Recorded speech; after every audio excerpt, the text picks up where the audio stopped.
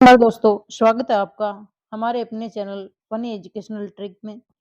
हमें पता है कि लक्ष्य की बुक हर एग्जाम में अपनी महत्वपूर्ण भूमिका निभाती है और इसीलिए हमने फर्स्ट ग्रेड की जो लक्ष्य की बुक है प्रथम पेपर की वो शुरू कर रखी है और डेली एक टॉपिक हम कवर करते हैं और उसको ट्रिकी मेथड से याद करते हैं।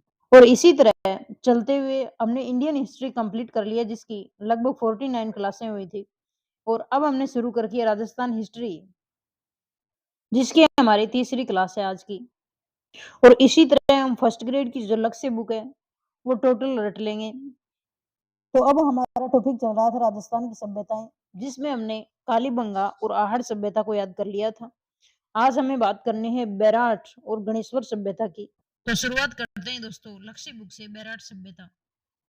बैराट सभ्यता जो जयपुर में है और जयपुर जिले के शाहपुरा उपखंड में बैराट कस्बा एक महत्वपूर्ण पुरातात्विक स्थल है जो महाज जनपद काल में मत्स्य जनपद की राजधानी रखता था।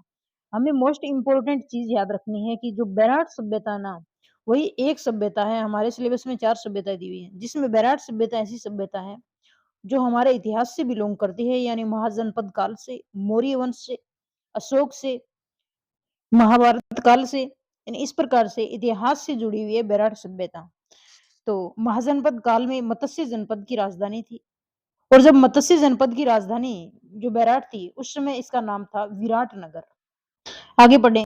काले लाल मृदभांड संस्कृति के बाद इस क्षेत्र में सलेटी रंग के चित्रित मृदभांडों वाली संस्कृति के पुरावशेष प्राप्त हुए। यानी पहले जो आहड़ और जो कालीबंगा सभ्यता थी उसमें जो मिट्टी के बने हुए बर्तन थे या फिर मृदभांड थे वो काले और लाल रंग के थे, जबकि बैराट में जो कलर पाया गया वो स्लेटी रंग भी पाया गया जिसको पेंटेड ग्रे वेयर या शॉर्ट में कहें तो PGW, यानी ऐसा कलर हमें बैराट में देखने को मिला।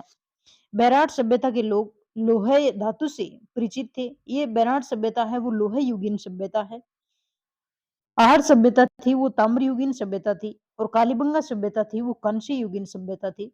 जबकि हम बैराट की बात करें तो ये लोहे युगीन सभ्यता है। ये लोहे से परिचित लोग थे। इनमें उत्खनन से प्राप्त लोहे की तीर भाले सर्वाधिक महत्वपूर्ण हैं। इसमें एक छोटा सा अंतर याद रखना है कि लोहे के तीर और लोहे के भाले मिले हैं वो बैराट से मिले हैं, जबकि तांबे के तीर, तांबे की कुल्हाड़ी, तांबे के भाले, सुइयां, चूड़ियां वगैरह जो भी मिले हैं वो गणेश्वर से मिले हैं, क्योंकि गणेश्वर तांबे की जननी कही गई है। ठीक है ना। तो लोहे के तीर और भाले मिले हैं बैराट से क्योंकि ये लोहे युगीन सभ्यता है। विराट नगर से अशोक कालीन ब्राह्मी लिपि की अक्षर युक्त ईंटें भी प्राप्त हुई है। जो मौर्य शासक अशोक थे उनकी ब्राह्मी लिपि में लिखी हुई अक्षर युक्त ईंटें मिली है। अशोक ने ब्राह्मी लिपि में अभिलेख भी लिखवाए हैं तो इनकी ईंटें मिली हैं। प्राचीन मत्स्य जनपद की राजधानी विराट नगर में, यानी प्राचीन जब मत्स्य जनपद की राजधानी थी तो हमने याद कर लिया कि विराट नंबर नाम था।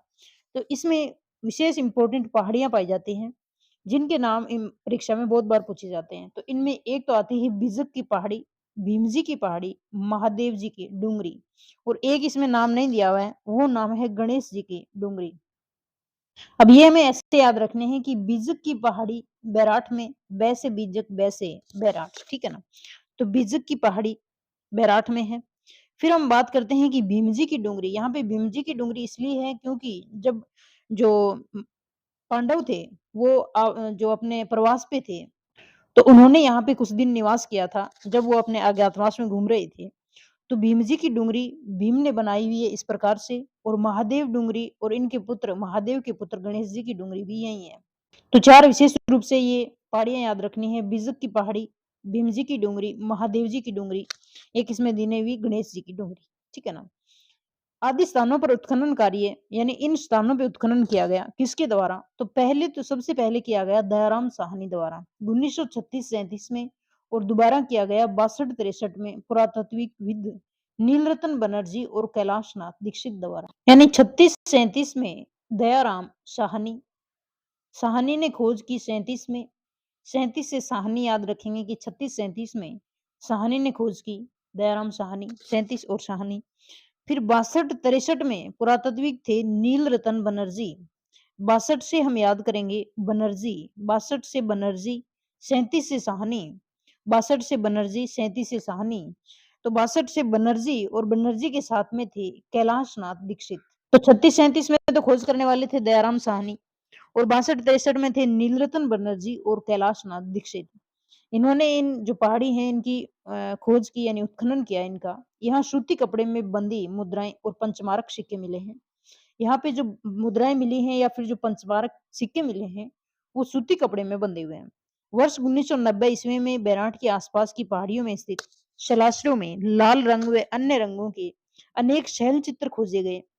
1937 में भाब्रू पहाड़ी से सम्राट अशोक के ब्राह्मी लिपि में उत्कीर्ण 2 प्रस्तर लेख यानी स्तंभ लेख भी प्राप्त हुए। यानी हम हिस्ट्री पढ़ते हैं जब, तो भी हम याद करते हैं कि अशोक का भाब्रू शिलालेख खोजा गया था, भाब्रू की पहाड़ी से, ठीक है ना? जो यही जयपुर में ही था, बैराठ पहाड़ी पे जो भाब्रू शिलालेख खोजा गया था, भाब्रू की पहाड़ी पे 1837 में, ये 1837 है, जो खोजा गया था कैप्टन बर्ट के द्वारा, यानी इसको खोजने वाले थे बर्ट।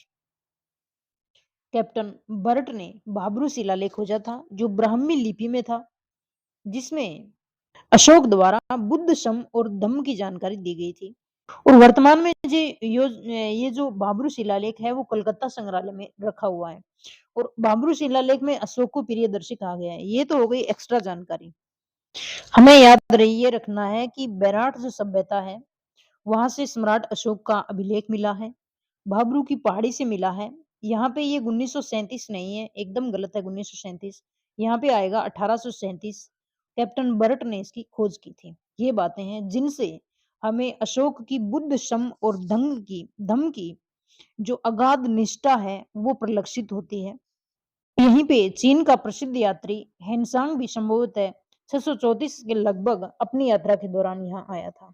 यानी राजस्थान में हिमसांग भी आया था, जो हर्षवर्धन के काल में भारत पहुंचा था। ठीक है ना? तो हिमसांग भी यहाँ पे आया हुआ है 634 के लगभग।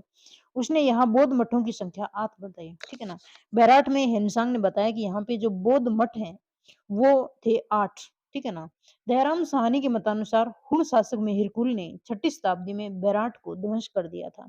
दयाराम साहनी जिसने 36-37 में इसका जो उत्खनन किया था, उन्होंने बताया कि इनका जो पतन हुआ है, वो मिहिरकुल शासक था, हुण शासक था मिहिरकुल, उसने 6ठी शताब्दी में इसका है ध्वंस कर दिया। इस कस्बे का विराटनगर नाम से उल्लेख महाभारत में कई बार हुआ है। ये मत्स्य जनपद की राजधानी था, तब भी विराटनगर ही था। महाभारत में भी इसका नाम विराटनगर है। मत्स्य जनपद के राजा विराट के यहाँ पांडवों ने अपने अज्ञातवास के अंतिम दिन व्यतीत किए थे। यानी जब मत्स्य जनपद की राजधानी था विराटनगर, उस समय वहां का राजा था विराट, राजा विराट था, जहाँ पे पांडव रहे थे शरण में। और तभी यहाँ पे भीम जी की डोंगरी बनाई हुई है। ठीक है ना? तभी वो पहाड़ी है वो प्रचलन में है। कहा जाता है कि मुगल सम्राट अकबर अजमेर की यात्रा के दौरान यहाँ रात्रि विश्राम करता था। यानी हमने 2-3 तो शासकों के नाम देख लिए, जैसे सम्राट अशोक है, महाभारत में भी नाम मिलता है इनका। यानी जो इतिहास से जो बिलोंग करने वाली सभ्यता है वो हमारे सिलेबस की यही सभ्यता है, विराट सभ्यता। तो हिंदू यहाँ पे मुगल शासक भी आए थे। अकबर जो है वो अजमेर की जब दरगाह पे आते थे, तो यहाँ पे रात्रि विश्राम करते थे बीच में, क्योंकि जयपुर में जो है वो बैराठ सभ्यता थी। और यहाँ पे बैराठ स्थान पे यानी विराटनगर में ये विश्राम करते थे अकबर। यहाँ अकबर ने टकसाल यानी तांबे के सिक्के ढालने की जो फैक्ट्री होती है, टकसाल उसको कहते हैं, तो बनवाई थी। यहाँ मुगलकालीन मुगल गार्डन, ईदगाह छतरी, एक सराय के अवशेष भी प्राप्त हुए हैं। बैराठ मौर्य काल और मौर्योत्तर काल के अवशेषों का साक्ष्य भी रहा है। यानी मुगल और मौर्य दोनों कालों के साक्ष्य यहाँ पे मिलते हैं। बैराठ के उत्खनन से प्राप्त ईंटें मोहनजोदड़ो से मिलती-जुलती हैं। उत्खनित उत्खनित कमरों से चांदी की 36 मुद्राएं मिली हैं, जिसमें 8 पंचमारक हैं। तो मोस्ट इम्पोर्टेंट बात ये आती है कि मोहनजोदड़ो से मिलती-जुलती जो मुद्राएं हैं, वो ईंटें हैं, वो कहाँ से मिली हैं? तो वो बैराठ से मिली हैं और चांदी की 36 मुद्राएं और 8 पंचमारक सिक्के भी मिले हैं यहाँ से। विराटनगर में ताम्रयुगीन आकर कलर पात्र संस्कृति के अवशेष भी प्राप्त हुए हैं। इन पर उकेरण विधि से अलंकरण किया जाता था। यानी आकर कलर पात्र जिसको उकेरा जाता था, यानी उसका अलंकरण किया जाता था। आकर कलर पात्र संस्कृति के बाद इस क्षेत्र में ब्लैक एंड रेड यानी काले और लाल मृद पात्र संस्कृति के अवशेष पाए गए। काले लाल मृदभांड संस्कृति के बाद इस क्षेत्र में स्लेटी रंग के चित्रित मृदभांडों वाली संस्कृति के पुरावशेष प्राप्त हुए, यानी पहले काले और लाल रंग के मृदपात्र पाए जाते थे, लेकिन बैराट में बाद में स्लेटी रंग के भी मृदपात्र पाए गए हैं। बैराट सभ्यता के लोग लोहे धातु से परिचित थे। कुल्हाड़ी, चिमटा, कील आदि लोहे खनन से प्राप्त लोहे के तीर भाले सर्वाधिक महत्वपूर्ण हैं, जो लोहे के थे। यहाँ से प्राप्त मृदभांडों में अलंकृत घड़े, जिनमें स्वास्तिक और त्रिरत्न चिन्ह बने हुए हैं। मिट्टी की वस्तुओं में दीमक और नाचता हुआ पक्षी, थालियां, कुंडियां, मटके, लोटे, कटोरे आदि उपलब्ध हुए हैं। इस प्राचीन स्थल की ग्रेनाइट पहाड़ियों की कंदराओं, बीजक की पहाड़ी, भीमजी की डूंगरी, गणेश डूंगरी में भारतीय लिपि विज्ञान की रहस्यमय अभिव्यक्ति शंख लिपि के प्रचुर संख्या में प्रमाण प्राप्त हुए हैं। यानी यहाँ पे शंख लिपि के है वो प्रमाण पाए गए हैं, जो इन चारों पहाड़ियों में थे। ठीक है ना। जिन भारतीय लिपियों को नहीं पढ़ा नहीं जा सका, उसमें शैंदव और शंख लिपियों की गणना प्रमुख रूप से है। विराटनगर तो मौर्य काल में बौद्ध धर्म का एक प्रमुख केंद्र था। अतः यहाँ मौर्यकालीन स्तरों के लोहे के हथियार और उपकरण प्रचुर मात्रा में प्राप्त हुए। यहाँ सवाई राम सिंह के शासनकाल में की गई खुदाई में एक स्वर्ण मंजूषा प्राप्त हुई, जिसमें भगवान बुद्ध के अस्थि अवशेष थे। यानी ये मौर्यकालीन जो शासन है उससे बिलोंग करती है बैराट सभ्यता।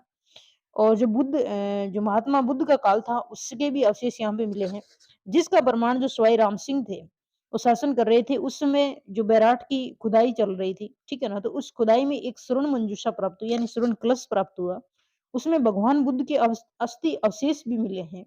1999 में बीजक की पहाड़ी से अशोककालीन गोल बौद्ध मंदिर और बौद्ध स्तूप, बौद्ध मठ के अवशेष मिले हैं, जो हीनयान संप्रदाय से संबंधित है। बीजक पहाड़ी से हम बात करें कि अशोक के काल के भी बौद्ध मंदिर मिले हैं, बौद्ध मठ मिले हैं, बौद्ध स्तूप मिले हैं, जो हीनयान संप्रदाय से संबंधित थे।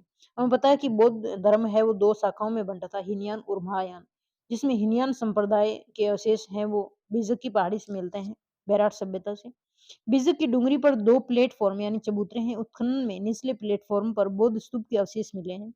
इसी डूंगरी के दूसरे 5-7 मीटर ऊंचे प्लेटफॉर्म पर बौद्ध विहार के अवशेष हैं। बैराट के दक्षिण पूर्व कोने में स्थित बीजक की पहाड़ी विशालकार स्लेटी प्रस्तर खंडों में निर्मित है। हिनसांग द्वारा वर्णित 8 बौद्ध मठों में 2 मठ बीजक की पहाड़ी में स्थित थे। यहाँ की बीजक डूंगरी पर सम्राट अशोक के बाबरू शिलालेख की खोज कैप्टन बर्ट ने की थी। खुदाई में मिले तीसरे स्तर में यहाँ इंशा की प्रारंभिक शताब्दियों की लोहे युगीन संस्कृति के अवशेष मिले हैं। बौद्ध अनुयायियों ने कूट लिपि यानी गुप्त लिपि, शंख लिपि का इन पहाड़ियों के शिलाश्रयों में प्रयोग किया। यहाँ प्राप्त अधिकांश ईंटों की लंबाई चौड़ाई 78, 40 और 8 है।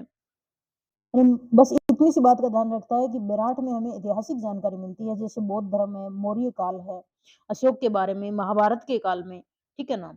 यहाँ पे अकबर का आश्रम निवास होता था और हिमसांग यहाँ पे आया था। ऐसी नॉर्मल बातें हमें विराट सभ्यता के बारे में याद रखनी है। ठीक है ना। और ये लोहे युगीन सभ्यता है। यहाँ पे लोहे के जो है वो भाले, तीर, कुल्हाड़ी वगैरह मिलते हैं। तो आज के लिए इतना ही, क्योंकि वीडियो ज्यादा लंबा हो जाएगा। कल हम आगे वाली सभ्यता यानी गणेश्वर सभ्यता की बात करेंगे और उसके इंपॉर्टेंट क्वेश्चन भी साथ में कर लेंगे। ये चैप्टर हमारा पूरा हो जाएगा और फिर हम आगे वाला चैप्टर है वो शुरू करेंगे। जय हिंद।